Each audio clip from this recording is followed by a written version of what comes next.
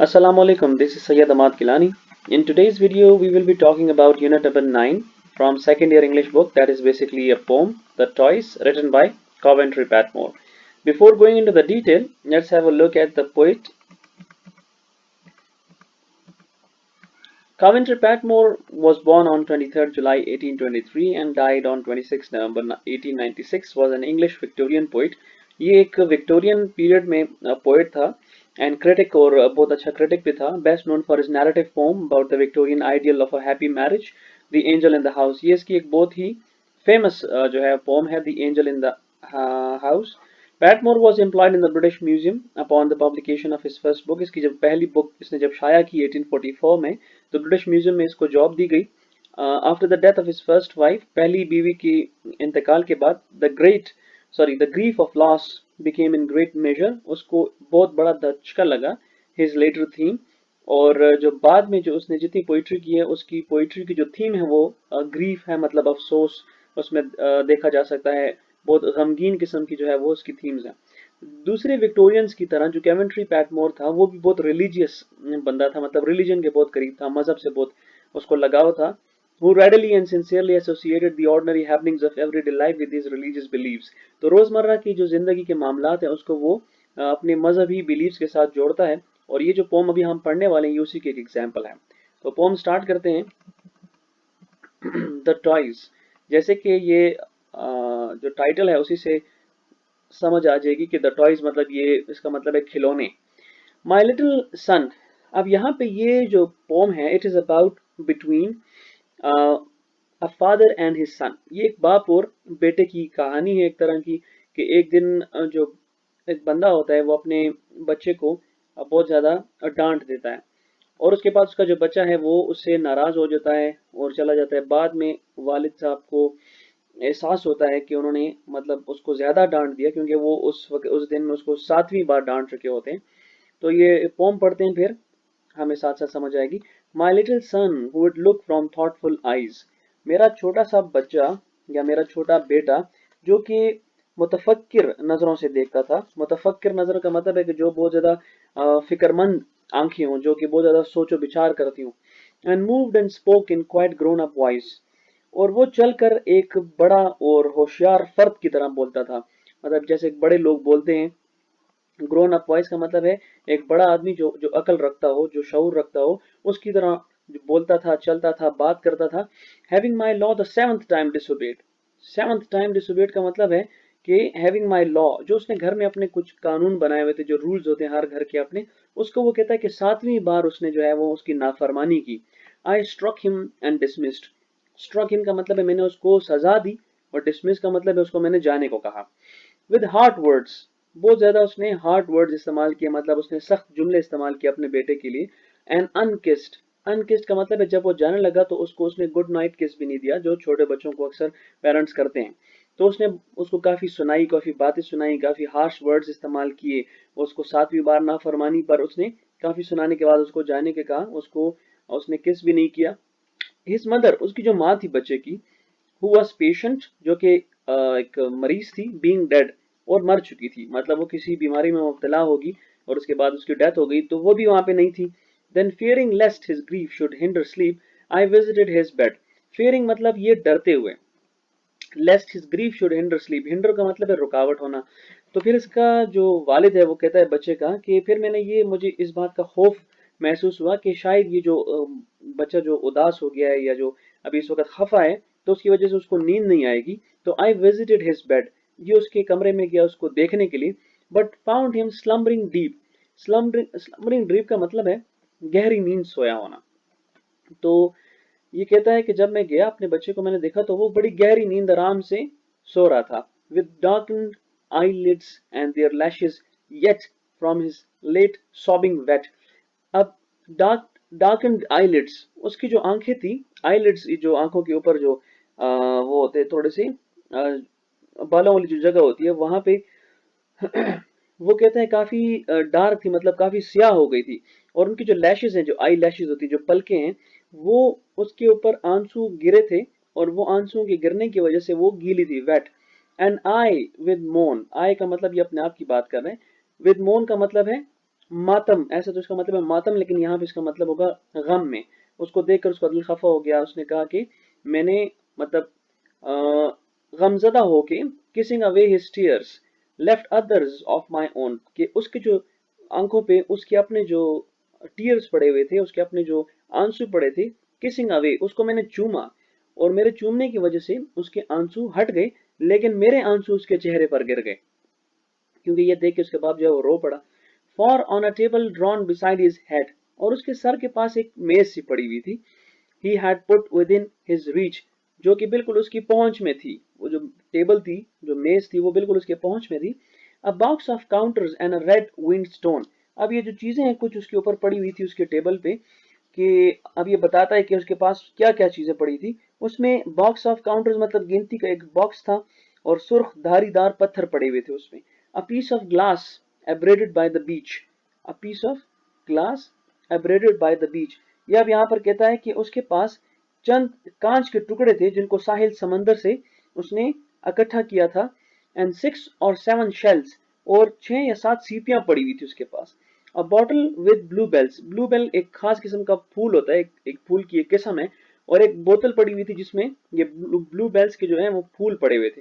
And 2 French copper coins ranged there with careful art, और उसके साथ साथ उसके बाद फ्रांसीसी तांबे के सिक्के पड़े थे जिनको उसने बड़े तरतीब के साथ रखा हुआ था। To comfort his sad heart, to comfort his sad heart मतलब अपना जो गमगीन दिल है उसको खुश करने के लिए ये चीजें वो अपने पास रखता था। So when that night I prayed, तो उस रात मैंने इबादत की या दुआ की टू गॉड, खुदा को। एंड आई वेप्ट, और मैं काफी रोया। एंड सेड, और मैंने कहा, ah, when at last we lie with trench breath, trench breath वो होता है कि जब इंसान मरने की हालत में होता है और उसका सांस अटका हुआ होता है और वो मर ही रहा होता है, तो कहता है मैंने खुदा को दुआ की, खुदा से इल्तिजा की, खुदा से बात की रोते हुए, कि जब हम मरने वाले होते हैं, not waxing the in death, जब हम मरने वाले होते हैं तो उस वक्त हमारे जहन में ऐसी कोई बात नहीं होती। मतलब ये है कि सांस जब अटकी होती है तो मौत के बाद हम आपको नाराज नहीं करते। वैक्सिंग दी का मतलब है यू, मौत के बाद हम आपको या उस वक्त हम आपको नाराज नहीं करते, नहीं कर सकते हैं। And thou rememberest of what toys we made और जॉयज। अब इन जो यहाँ पे जो इसके टेबल के ऊपर कुछ खिलौने पड़े हैं उसको देख कर ये बात कर रहा है कि हम आपको तो नाराज नहीं करते, और आप हमारे इन खिलौनों को याद करेंगे। मतलब अब यहाँ पे ये कह रहा है, अब मैं आपको यहाँ पे थोड़ी सी थीम समझाता हूँ। ये असल में इन खिलौनों को देखकर इसका जो बाप है वो कहता है कि कैसे इंसान दुनियावी चीजों को अपने पास रखकर उनसे दिल बहलाते हैं, दुनियावी चीजों को अपने पास रख के दिल बहलाते हैं, और जो असल इबादत करना है या असल मकसद है, जो असल सुकून है, जो मजहब में है, जो इबादत में है, उससे हम दूर रहते हैं। तो ये भी अपने बच्चे को देखकर कहता है कि इसका बच्चा जो है रोते रोते कमरे में आया, लेकिन उसने भी दुनियावी चीजों से दिल बहलाया है। तो यहाँ पर अब वो खुदा को इल्तिजा कर रहा है, सोच रहा है, क्योंकि ये मजहबी बंदा है। तो ये कहता है कि अल्लाह ताला जो है जब हमारे इस चीजों को देखेंगे कि इंसान दुनियावी चीजों से ही अपना दिल बहलाते थे, तो वो क्या करेंगे, हमें माफ कर देंगे। Not waxing the in death, और उस वक्त हम पर गुस्सा नहीं होंगे, क्योंकि वो उनको लगेगा कि ये अपने आप को सुकून पहुंचाने के लिए ही इन चीजों के साथ इन चीजों को अपने करीब रखते थे। वी मेड और जॉयज, कि हम अपनी खुशियां इसी से मनाते थे। How weekly understood Dai great commanded good, how weekly understood, कितने कमजोर तरीके से हमने ये समझा। दाई ग्रेट कमांडेड गुड, दाई मतलब योर, ग्रेट कमांडेड गुड जो आपकी अहकामात हैं, जो आपकी तालीमात हैं, उनको हमने कितने कमजोर तरीके से समझा। देन फादरली नॉट लेस, और उसके बाद जब हमने इसको समझने में काफी वो की, तो उसके बाद हमने क्या किया कि अपने बच्चों की तरह, जो मतलब अब इंसानों को मतलब इस बच्चे के साथ ही कंपेयर कर रहा है कि जैसे ये बच्चा दुनियावी चीजों के साथ रहकर उससे दिल बहला रहा है, तो हम इंसान बड़े भी इसी तरह करते हैं। तो फिर हमने एक बाप की तरह, देन फादरली नॉट लेस, हमने एक बाप की तरह, then I whom thou hast molded from the clay, clay कहते हैं एक मिट्टी को जिससे चीजें बनती हैं, मोल्डेड कहते हैं शक्ल देने को। Then I whom thou hast molded from the clay, तो वो कहते हैं एक बाप की तरह मुझे जो कि आपने मिट्टी से पैदा किया है। thou wilt leave thy wrath and say, wrath कहते हैं काफी गुस्से को, तो आप अपना गुस्सा ठंडा करेंगे और कहेंगे I will be sorry for their childishness, आप अपना गुस्सा ठंडा करेंगे और कहेंगे कि मैंने इनको इनकी बचकाना हरकतों की वजह से माफ कर दिया। मतलब यहाँ पर ये खुदा से इल्तिजा कर रहा है कि आखिर में अल्लाह ताला जो है वो भी इसी बात पे हमें माफ़ कर देंगे कि ये एक बचकाना हरकत है कि जिस तरह एक बच्चा जो है वो खिलौनों से अपना जी बहलाता है, तो इंसान भी दुनिया में दुनियावी चीज़ों से जी बहलाते हैं। तो इसी तरह यही सोचकर जो खुदा है वो आपस में कहेगा कि मैंने तुम्हें मिट्टी से पैदा किया और मैंने तुम्हें बचकाना हरकतों की वजह से माफ़ कर दिया। तो this was about this pome, the toys. Now we talk about the literary devices used in this poem by the poet. अब इसमें हम देखते हैं तो सबसे पहला जो इसका टाइटल है द टॉयज, ये टाइटल खुद एक मेटाफर है। टाइटल इज मेटाफर क्योंकि यहाँ पे ये जो टॉयज है ये तो बच्चे के खिलौनों के बारे में बात करता है, लेकिन इसका इशारा जो है वो दुनिया की जो आसाइशें हैं या दुनियावी चीज़ें हैं उनसे जो इंसान को सुकून मिलता है या उसे इंसान अपना दिल जो है वो बहलाता है, ये उसकी तरफ है। तो जो टॉयज यहाँ पे ये जो है मेटाफर है। इसके अलावा यहाँ पे फर्स्ट लाइन में आप देखें कि आइज के बाद आपको कोई पंक्चुएशन मार्क यहाँ पे नजर नहीं आता, और इस तरह आपको डिफरेंट जगहों पे यहाँ पे यट के बाद आपको नजर नहीं आएगा। और इस तरह अगर आप इसको नीचे जाते जाएं तो यहाँ पे काफ़ी जगहों पर आपको विदाउट पंक्चुएशन मार्क जो मैसेज है वो आगे जाता हुआ नजर आता है, ये यहाँ पर भी नहीं है। तो ये जो सिचुएशन होती है, ये जो टेक्निक होती है, इसको इंजैममेंट कहते हैं। तो ये दूसरी फिगर ऑफ स्पीच है, इंजैममेंट। इसके अलावा moving on to the third one, यहाँ पे देखेंगे थॉटफुल आइज लिखा हुआ है, थॉटफुल। तो ये इसको कहते हैं सेनेक्डिकी। सेनेक्डिकी वो फिगर ऑफ स्पीच होता है जिसमें एक बात करके पूरा ओवरऑल इशारा किया जाता है। तो यहाँ पर वो कहता है कि थॉटफुल आइज, इस थॉटफुल आइज का मतलब है बच्चा बहुत ज्यादा होशियार है, बहुत ज्यादा वाइस है, चालाक है, तेज है, हर चीज को समझता है, बड़ों की तरह। जितना एक ग्रोन अप बच्चा होता है या ग्रोन अप आदमी जो होता है उसकी तरह, जैसे मतलब समझ बूझ रखता है, शऊर होता है उसके अंदर। तो ये थॉटफुल से उसने सारी बातें यहाँ पे एक वर्ड से ही हमें बताई हैं। इसके बाद अगर आप नीचे जाके दूसरी लिटरेरी डिवाइसेस को देखते हैं या ढूंढते हैं तो यहाँ पे आपको एक और मिलती है, ये रेड वीन्ड।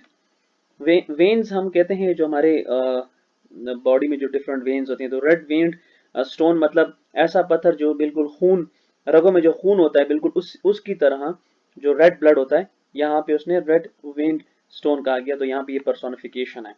और यहाँ पे एक और पर्सोनिफिकेशन आपको नजर आएगी, ये सैड हार्ट, गमगीन दिल। यहाँ पे सैड जो है ये भी पर्सोनिफिकेशन है। और बिल्कुल लास्ट में एक और आपको मिलेगी जो बहुत अच्छी है, I will be sorry for their childishness. ये तो अब इसको कहते हैं आयरनी, और आयरनी में भी ये सिचुएशनल आयरनी है, सिचुएशनल आयरनी। अब यहाँ पे सिचुएशन आयरनी ये कैसे है, क्योंकि ये तो खुदा के बारे में कहता है कि जब खुदा देखेगा कि इंसान को के बचकाना हरकतें कर रहे हैं तो इसकी वजह से ये माफ कर देगा। लेकिन इसने अपने बेटे को माफ नहीं किया, अपने बेटे को इसने बुरा भला भी कहा, अपने बेटे को इसने किस भी नहीं किया, अपने बेटे को इसने डिफरेंट किस्म की बातें भी सुनाई, हार्श वर्ड्स भी यूज किए। तो ये जो खुदा से मांग रहा है खुद इसने उसका ऑपोजिट किया है बिल्कुल। तो इसको कहते हैं situational irony. So these are the literary devices or figure of speech we have found out in this poem. I think you have understood its meaning. It's very clear, and that is all about it. Thank you very much.